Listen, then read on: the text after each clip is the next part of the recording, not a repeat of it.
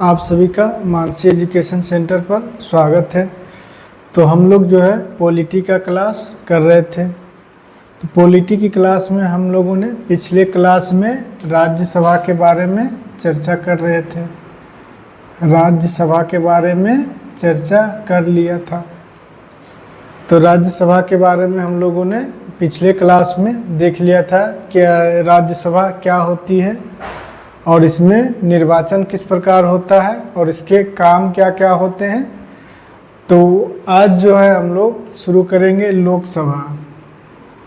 तो देखेंगे कि लोकसभा क्या होती है। तो आज हम लोग जो है लोकसभा के बारे में पढ़ेंगे। तो इसको पढ़ने से पहले थोड़ा सा इसके इतिहास के बारे में चलते हैं कि लोकसभा का जो गठन है किस प्रकार हुआ। तो चलिए पहले देखते हैं इसके इतिहास के बारे में। तो ये लोकसभा है, आप जैसा कि जानते हैं सरकार का 3 अंग है। 3 अंग है। 3 अंग कौन कौन है? एक लोकसभा, एक राज्यसभा और एक लोकसभा और एक राष्ट्रपति। ये जो है 3 अंग, 1 2 3 है। तो आप इतना अगर समझ सकते हैं लोकसभा, राज्यसभा और राष्ट्रपति के बारे में, तो आपका जो है पॉलिटी पर अच्छी पकड़ हो जाएगी। अगर आपको पॉलिटी पर अच्छा पकड़ बनाना है तो आप जो है इतना अगर आप पढ़ लेते हैं लोकसभा क्या है, राज्यसभा क्या है, राष्ट्रपति क्या है, इतना अगर आप पढ़ लेते हैं तो आपको पॉलिटी पर आधे से बेसी आपको पकड़ हो जाएगा। अनुच्छेद रखने का कोई चीज़ नहीं है, अनुच्छेद आपको याद हो ही जाएगा। अनुच्छेद जो है, आप जैसे सोचेंगे राज्यसभा कौन से अनुच्छेद में है, लोकसभा कौन से अनुच्छेद में है, मंत्रिपरिषद कहाँ है, तो प्रधानमंत्री किस अनुच्छेद में है। तो ये सभी चीज़ें आपको पढ़ते पढ़ते याद हो जाएगा। आप अगर सिस्टम से पढ़ेंगे, अगर आप अनुच्छेद को रटने पे जाएंगे तो आपका पॉलिटी कभी भी ठीक नहीं हो पाएगा। तो आप ज़्यादातर जो ध्यान है आप जो है इसके कंसेप्ट को समझिए। कंसेप्ट को अगर एक बार आप समझ जाते हैं तो आपका जो है पॉलिटी बेहतर हो जाएगा। तो कुछ है नहीं, बस आप देखते हैं भारत में क्या है। इधर आपको विधायिका मिल जाएगा, विधायिका, और यहाँ पे कार्यपालिका। इसी में विधायिका है, कार्यपालिका है और एक अंग है जो कि आप न्यायपालिका कहते हैं। तो बस भारत के संविधान में यही 3 अंग है मेनली रूप से, इसके बाहर तो कुछ है ही नहीं। जो भी संविधान है, जितने भी सारे चीज़ें लिखी हुई है, वो सारे चीज़ें इतना में ही सिमट जाएगा। आप कुछ भी मुख्यमंत्री, प्रधानमंत्री, राष्ट्रपति, सर्वोच्च न्यायालय के न्यायाधीश, सब इसी में आ जाएंगे। आप कोई भी नाम लें, भारतीय संविधान का जो कोई भी पद हो या कोई भी व्यक्ति हो, आप इतना में ही समेट देंगे उसको। आप इतना अगर समझ जाएंगे विधायिका क्या है, कार्यपालिका और न्यायपालिका, अगर आप इतना समझ सकते हैं तो आप इंडियन पॉलिटी को आप अपने मुट्ठी में कर लेंगे। इससे ज़्यादा कुछ है ही नहीं। भारतीय जो राज्य व्यवस्था है, इतना से ज़्यादा कुछ नहीं है। बस आपको विधायिका क्या है समझना है, कार्यपालिका क्या है, न्यायपालिका क्या है। तो विधायिका क्या है? लोकसभा, राज्यसभा कानून बनाएगा। कार्यपालिका क्या है? प्रधानमंत्री, मंत्रिपरिषद, ये सभी कार्यपालिका हैं जो कि ये जो कानून बनेगा उसको लागू करेंगे। लागू कराने का काम कार्यपालिका का है और जो कानून बनाना है किसका काम है? विधायिका। तो विधायिका में क्या है? राज्यसभा, लोकसभा, राष्ट्रपति। कोई बिल आएगा, पहले मान लिया जाए राज्यसभा में या तो लोकसभा में, दोनों से पास होगा। अगर दोनों से पास हुआ तो राष्ट्रपति के पास जाएगा। अगर ये साइन कर दिए, ये अगर साइन कर दिए तो क्या बन जाएगा? एक्ट बन जाएगा, कानून बन जाएगा। कानून बनेगा तो कार्यपालिका का काम है कानून को लागू करना। अगर कानून लागू हो गया तो उसको जनता पर देखा जाएगा क्या उसकी सफलता होती है, क्या असर होता है। अगर कानून गलत बन गया, मान लीजिए कोई कानून आपने विधायिका ने बनाया जो कि गलत हो गया, मतलब जनता उसका विरोध कर रही है, जनता विरोध करने लगी, क्या होगा? जब कोई कानून बना और जनता ने विरोध करना शुरू कर दिया, जनता विरोध किया कि नहीं गलत कानून बन गया है, ऐसा कानून हम नहीं सह पाएंगे। अगर मान लीजिए कोई कानून बना दिया विधायिका ने कि हर एक व्यक्ति को 5 लाख रुपए ही रखने हैं अपने पास, जनता पर अगर कोई कानून जिसे विधायिका ने बना दिया कि का दे आज से कि जो है प्रत्येक नागरिक को भारत का जो 5 लाख रुपए से ज़्यादा वो नहीं रख सकता है, तो जनता इसका विरोध करेगी। कैसे हो सकता है, 5 लाख में क्या कर लेंगे? तो जनता कहाँ जाएगी? जब गलत कानून बन गया तो जनता कहाँ जाएगी? न्यायपालिका के पास। जनता जाएगी न्यायपालिका के पास, न्यायपालिका देखेगी, न्यायपालिका इसकी समीक्षा करेगी कि क्या आपने कानून बनाया है, उसका विरोध होगा। न्यायपालिका जो है उसकी समीक्षा करेगी कानून का कि आपने क्या कानून बनाया है, सही गलत। अगर गलत कानून होगा न्यायपालिका वहाँ से खारिज करेगी कि आप ऐसा कानून नहीं बना सकते। न्यायपालिका तो स्वतंत्र है, वो तो इसका बात सुनेगा नहीं। अगर सही रहेगा तो सही बातें बताया जाएगा, अगर गलत है तो गलत बताएगा। तो न्यायपालिका तो अपना निर्णय लेने के लिए स्वतंत्र है। अगर न्यायपालिका स्वतंत्र है तो किसी की बात क्यों सुनेगा? जो सही है उसको सही करेगा। अगर न्यायपालिका इसके अंतर्गत होता तो फिर जनता का कोई सुनने वाला नहीं था। लेकिन जब न्यायपालिका स्वतंत्र है, इसलिए तो न्यायपालिका को अलग रखा गया है कि अगर हम विधायिका और कार्यपालिका से न्यायपालिका को अलग नहीं करेंगे तो सही और गलत जो होगा उसकी जिम्मेवारी कौन लेगा? मौलिक अधिकारों का हनन होगा। आपके मौलिक अधिकार का हनन होगा तो आप कहाँ जाएंगे? आपके मौलिक अधिकार, मान लीजिए आपके बोलने का अधिकार है, आप जैसा देखते हैं कि 14 से 18 तक आपको समानता का अधिकार है, समानता। अगर आपके साथ छुआछूत होता है अनुच्छेद 17 में जो किया है, तो आप कहाँ जाते हैं? न्यायपालिका के पास, सुप्रीम कोर्ट जाते हैं कि देखिए हमारे साथ ऐसा व्यवहार हो रहा है, छुआछूत की भावना आ रही है।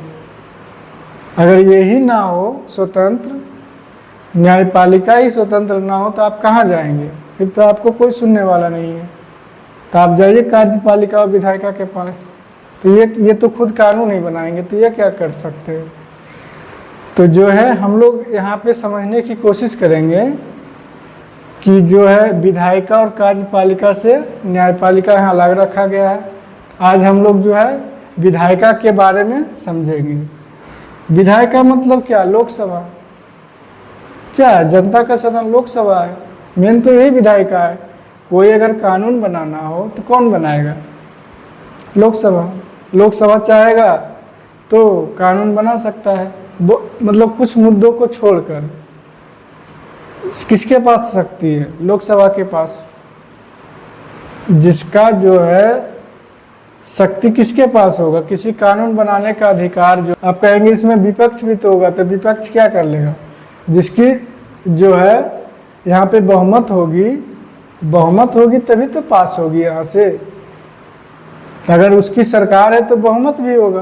कोई भी एक्ट कानून आएगा तो उसको पास कराने का उसके पास क्षमता है, क्योंकि उसके पास बहुमत है। तो अगर बहुमत है तो वो पास करा ले जाएगा। तो ही कानून जो है जनता पर फिर लागू किया जाएगा। तो चलिए हम लोग जो है यानी विधायिका को समझते हैं, यानी लोकसभा के बारे में पढ़ते हैं। हमने राज्यसभा के बारे में कल इसके बारे में चर्चा कर लिया था। तो आज जो है हम लोग लोकसभा के बारे में पढ़ेंगे कि लोकसभा आखिर क्या होता है। इसको जनता का सदन कहा जाता है, युवाओं का सदन कहा जाता है। तो चलिए देखते हैं इसके बाद लोकसभा के बारे में पढ़ेंगे।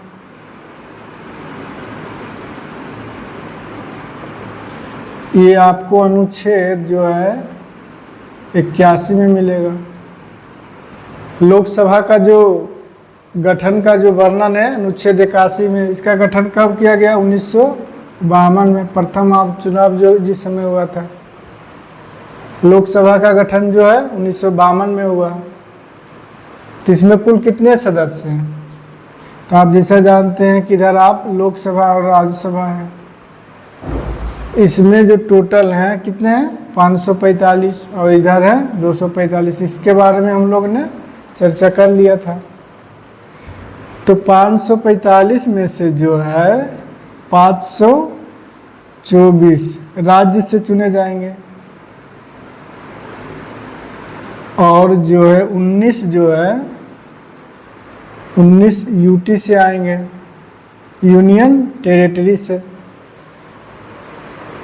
545 टोटल अभी वर्तमान में सीटें हैं लोकसभा में। लोकसभा में कितने सीटें हैं? 545 है। 524 जो है सीधे राज्य से चुने जाएंगे,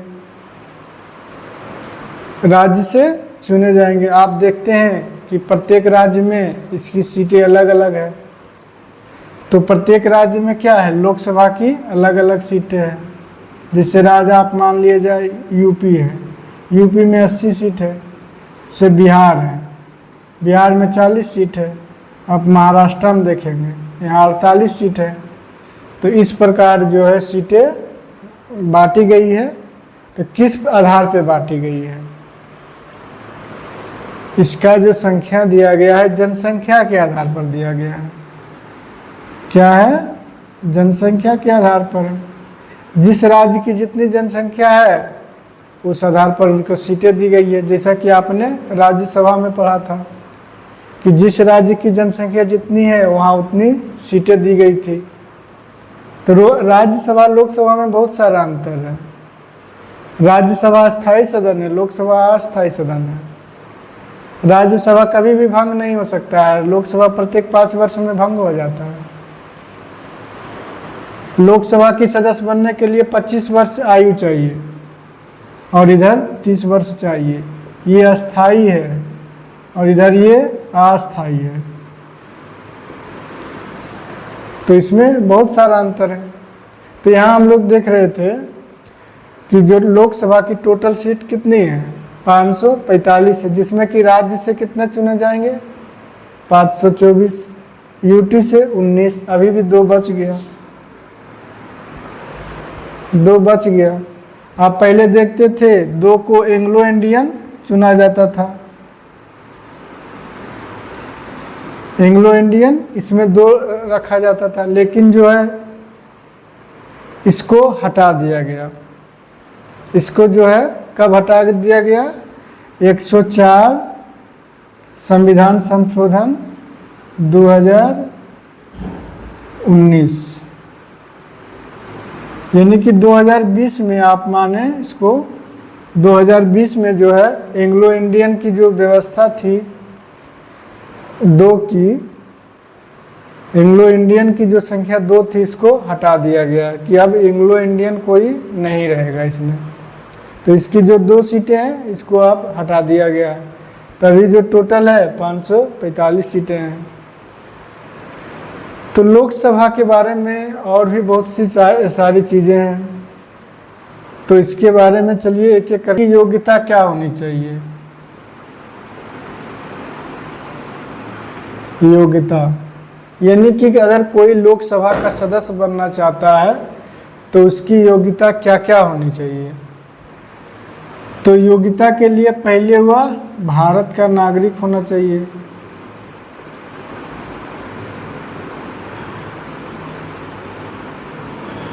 जो कि अनुच्छेद 84 में लिखा है। भारत का नागरिक होना चाहिए, अनुच्छेद 84 में लिखा है। 25 वर्ष की आयु होना चाहिए। क्या होनी चाहिए? 25 वर्ष की आयु होनी चाहिए। और उसके बाद देखना है कोई पागल या दिवालिया नहीं होना चाहिए।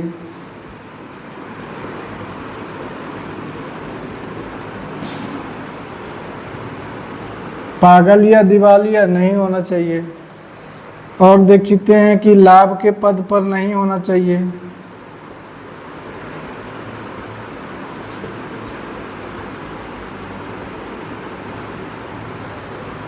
तो ये सभी जो है वहाँ पे यानी कि लोकसभा बनने के लिए ये सभी आहारतें चाहिए। तो वो भारत का नागरिक होना चाहिए, यानी कि जो इलेक्शन कमीशन का रजिस्टर्ड है ऑफिस, यानी कि वहाँ पे इनका नाम होना चाहिए। 25 वर्ष की आयु होना चाहिए, उससे कम ये नहीं हो सकता। पागल या दिवालिया नहीं होना चाहिए। लाभ के पद पर नहीं। हम लोग देखते हैं अब कि इसका चुनाव किस प्रकार होता है। तो चुनाव के बारे में हम लोग इसकी चर्चा करते हैं। तो लोकसभा का जो चुनाव है, लोकसभा का चुनाव क्या होता है? प्रत्यक्ष रूप से होता है। प्रत्यक्ष रूप से क्या होता है? प्रत्यक्ष रूप से होता है, यानी कि जनता इसमें सीधे वोट डालती है। जनता वोट डालती है।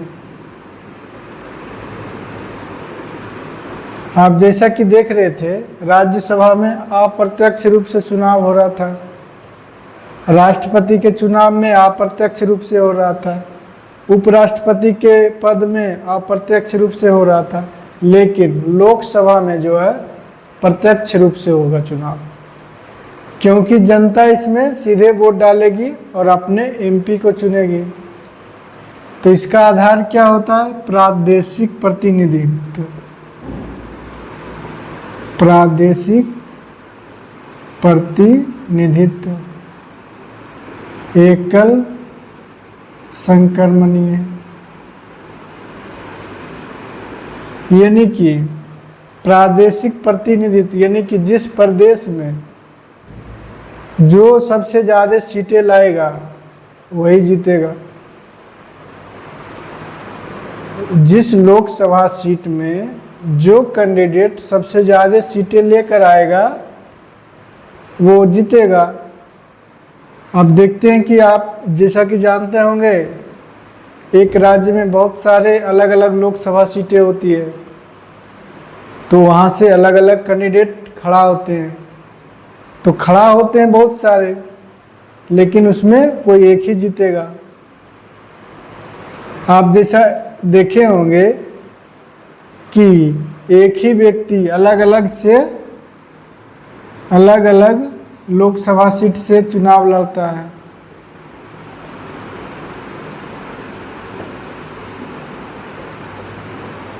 इसमें भी व्यवस्था की गई है संविधान में कि आप जो है एक नहीं दो जगह से आप चुनाव लड़ सकते हैं।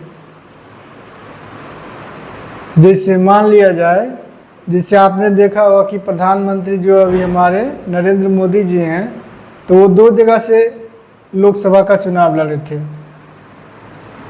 2 जगह से चुनाव लड़े थे। आप एक देखते होंगे कि बाड़मेर से भी लड़े थे, बाड़मेर, सूरत,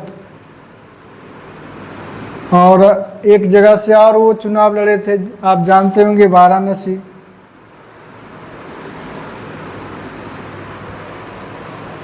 ठीक है, तो मतलब एक व्यक्ति जो है 2 जगह से भी चुनाव लड़ सकते हैं। लेकिन एक जगह से अगर जीत गए कहीं, अगर मान लीजिए दोनों जगह से जीत गए, इधर से भी और इधर से भी, दोनों जगह से अगर कैंडिडेट जीत जाता है तो एक जगह उनको त्यागपत्र देना होगा। आप जिसको रखना चाहते हैं आप रखिए। मतलब अगर सूरत से त्यागपत्र देंगे तो मतलब वाराणसी उनका क्षेत्र रहेगा, यहाँ से जीते हुए रहेंगे। अगर वाराणसी में त्यागपत्र दे देते हैं यहाँ से, तो यहाँ से जीते रहेंगे। तो इस प्रकार जो है उनको अगर जीतने के बाद जो है एक जगह से त्यागपत्र देना होगा। दोनों में से अगर दोनों जगह जीत गए, तब अगर एक जगह हार गए तो फिर तो त्यागपत्र देने की क्या ज़रूरत है। अगर कोई कैंडिडेट 2 जगह से खड़ा हुआ है, 2 लोकसभा क्षेत्र से, तो अगर दोनों जगह से वो जीत जाता है तो एक जगह उनको त्यागपत्र देना होगा। अगर एक जगह हार गए, एक जगह जीत गए, तो फिर तो त्यागपत्र देने का जरूरत ही नहीं रहेगा। तो जो है इस प्रकार उनको त्यागपत्र देना जा कि कैंडिडेट अगर चाहे तो दो लोकसभा क्षेत्र से भी चुनाव लड़ सकता है। तो आप जैसा राहुल गांधी को भी देखे होंगे कि वो भी 2 जगह से चुनाव लड़े थे। तो ऐसा मतलब आप कर सकते हैं, मतलब 2 जगह से आप चुनाव आप बनेंगे एमपी, मेंबर ऑफ पार्लियामेंट। तो चुनाव जीतने के लिए अगर जो पार्टी के पास 545 आप जानते हैं टोटल हैं, तो इसमें 273 सीटें हैं। 273 सीटें जिस पार्टी के पास होगी वही इसमें बहुमत की सरकार होगी, यानी उसके प्रकार जो है यहाँ पे सरकार बनेगी। जिसके पास 273 सीट हो जाएगी वही यहाँ पे सरकार बनाएगी। यहाँ 273 सीट आई, अब इनकी सरकार बन गई, तो इनके मंत्रिमंडल का विस्तार होगा। तो जिसके पास 273 सीटें होगी जिस पार्टी के पास, तो उसको बुलाएंगे राष्ट्रपति। राष्ट्रपति बुलाएंगे, सरकार बनाने की पेशकश करेंगे कि आप सरकार बनाइए, ठीक है। तो 273 सीटें आ गई। जैसा कि आपने देखा अभी चुनाव हुआ तो बीजेपी की सरकार है, तो उनको जो है 273 से ज़्यादा सीटें हैं। तो राष्ट्रपति जो है, जो नेता होंगे इनके,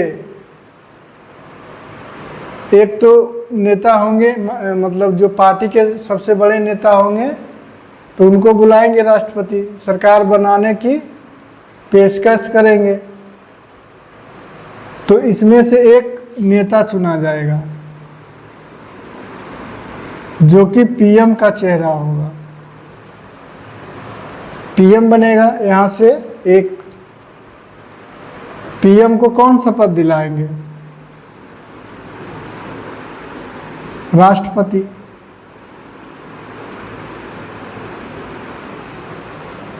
पीएम को शपथ दिला दिए राष्ट्रपति, अब ये पीएम बन गए। और इनके और भी तो मंत्री होंगे, अन्य मंत्री होंगे। तो अन्य मंत्री को शपथ एक सामान्य नेता की तरह होगा, ना कि राष्ट्रपति दिलाएंगे। राष्ट्रपति दिलाएंगे, लेकिन अन्य जो सामान्य नेता होता है उसका एक शपथ होता है। इसका संविधान में ऐसा कुछ वर्णन नहीं है। मेन जो शपथ है कौन दिलाएंगे? राष्ट्रपति जो है प्रधानमंत्री को। तो यहाँ पे अन्य मंत्री भी शपथ लेंगे, सारे मंत्री शपथ लेंगे एक एक करके। तो इनको मंत्रालय दिया जाएगा। अन्य मंत्री को क्या मिलेगा? मंत्रालय मिलेगा। कौन कौन सा मंत्रालय मिलेगा? इनको जो है अन्य मंत्री को जीत के आए हैं, इनको मंत्रालय बनेगा। तो यहाँ पे एक चीज़ और थोड़ी सी हम यहाँ देखते हैं कि 273 जो सांसद बने हैं, तो हमने पहले कक्षाओं में भी इसकी चर्चा की थी कि टोटल तो मंत्री नहीं बनेंगे। 273 सांसद आए हैं चुनकर, तो क्या 273 को हम मंत्री बना देंगे? क्या आप सोच के देखिए, ऐसा पॉसिबल है? अगर ये तो कहेंगे ही, अब जैसे अभी बीजेपी की सरकार है तो इसमें 280-82 सांसद हैं टोटल मिलाकर, तो क्या अभी 280 मंत्री हैं वर्तमान में? आप गौर करिए इस पर। क्या 280 मंत्री हैं? कहेंगे नहीं, इतना मंत्री तो नहीं है। 280 मंत्री नहीं हो सकते हैं। 280 मंत्री जो है नहीं हो सकते हैं। तो इसमें संविधान में एक व्यवस्था की गई है। क्या व्यवस्था है? कहा गया है कि 15% ही होगा लोकसभा का, यानी निचली सदन का, इनमें जो है 15% हो जाएगा। 545 का कितना होगा? 15%। इतना ही मंत्री बन सकते हैं, इससे ज़्यादा आप मंत्री नहीं बना सकते हैं। अगर इससे ज़्यादा आपने बना दिया तो ऑफिस ऑफ प्रॉफिट लग जाएगा, यानी वो मंत्री बर्खास्त हो जाएगा। तो आपको बनाने कितने? 15%। तो आप एक अंदाज़ा लगाइए, 82 या 83, लगभग 80 से 82 मंत्री टोटल बनेंगे। कितना बनेंगे? 80 से 82 मंत्री बनेंगे टोटल। आप मंत्री के बारे में आप समझते हैं, हमने इसके बारे में चर्चा किया था कि आप देखे थे कि कैबिनेट मंत्री हैं, राज्य मंत्री हैं, आप देखते उप मंत्री हैं, 3 प्रकार के मंत्री आपने देखा था। तो ये सभी मिलाकर जो है आपको 80 से 82 मंत्री बनेंगे टोटल। टोटल कितने बनेंगे? 82 से 83 मंत्री, इससे ज़्यादा नहीं बन सकते हैं। तो ऐसा व्यवस्था से ही अच्छा ही किया गया है। आप सोच के देखिए कि अगर ऐसा ना होता,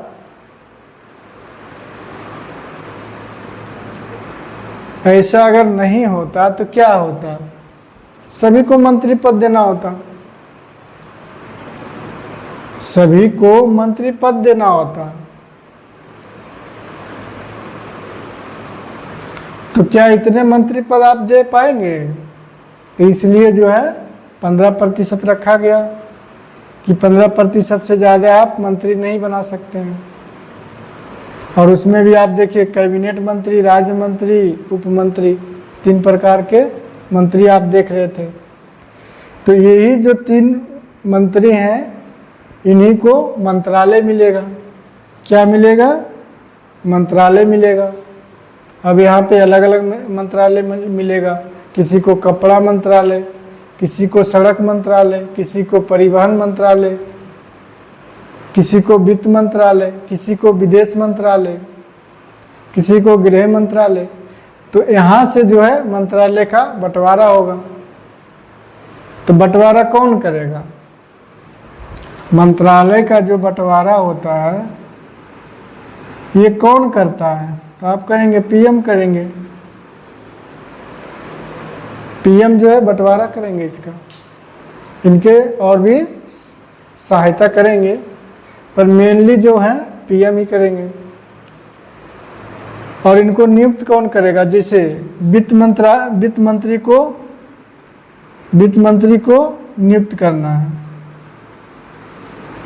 वित्त मंत्री को कौन नियुक्त करता है? प्रधानमंत्री। प्रधानमंत्री नियुक्त करेंगे? नहीं करेंगे, प्रधानमंत्री नहीं नियुक्त करेंगे। कौन करेंगे? राष्ट्रपति करेंगे।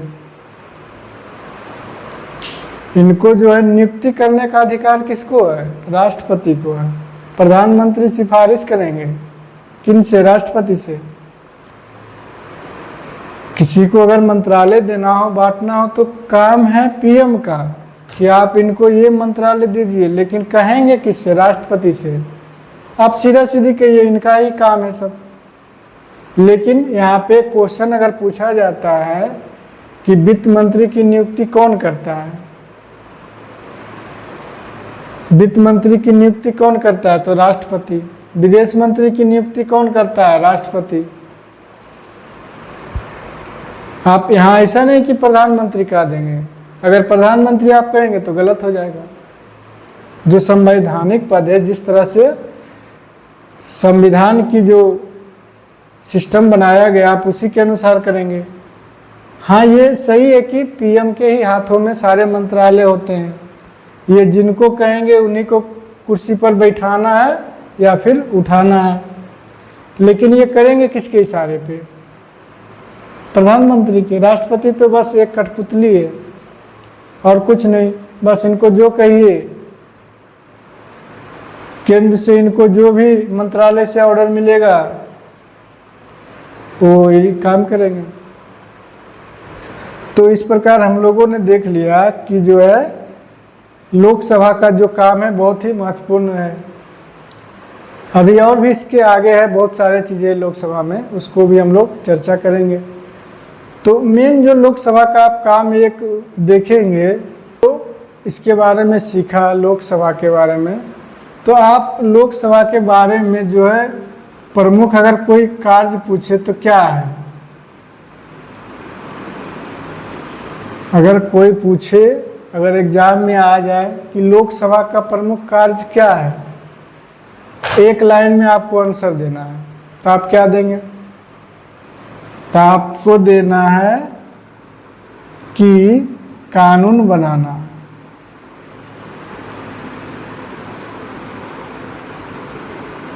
बस लोकसभा का काम क्या है? विधायिका है, कानून बनाइए। कोई भी कानून पास कराना हो कहाँ जाएगा? लोकसभा में।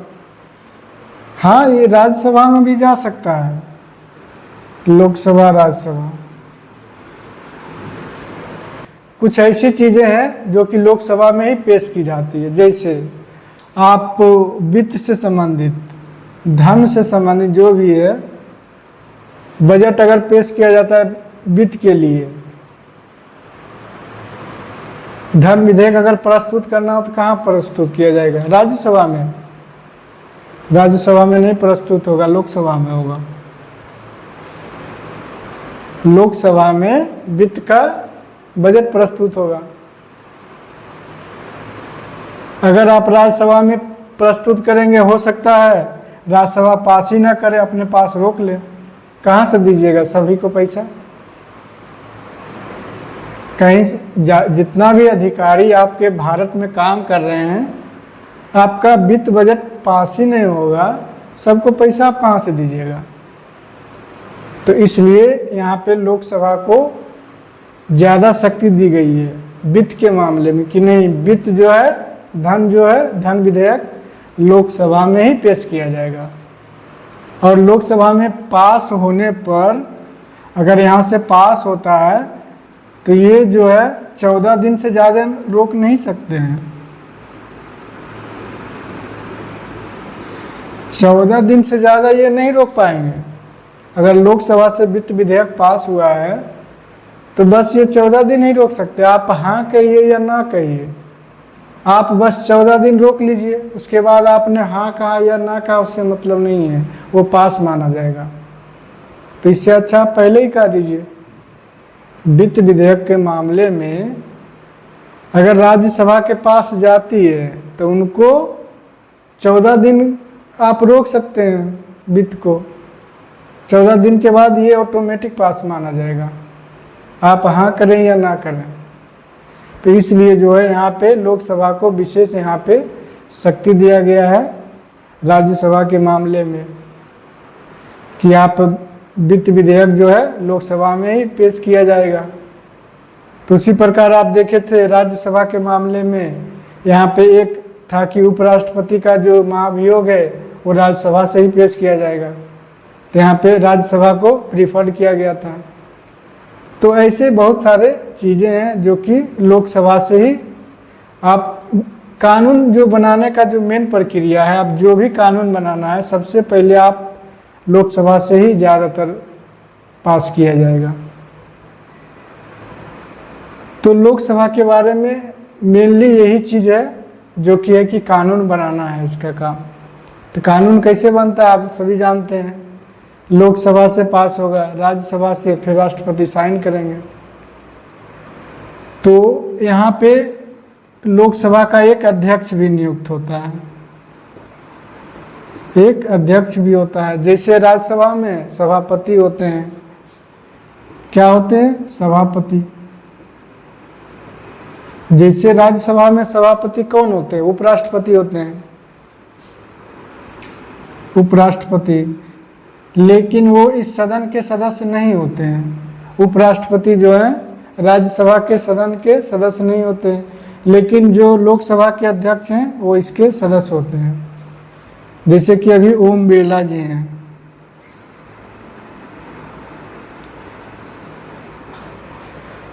तो चलिए आज की क्लास हम लोग यही रहने देते हैं, तो कल से हम लोग फिर से कंटिन्यू करेंगे।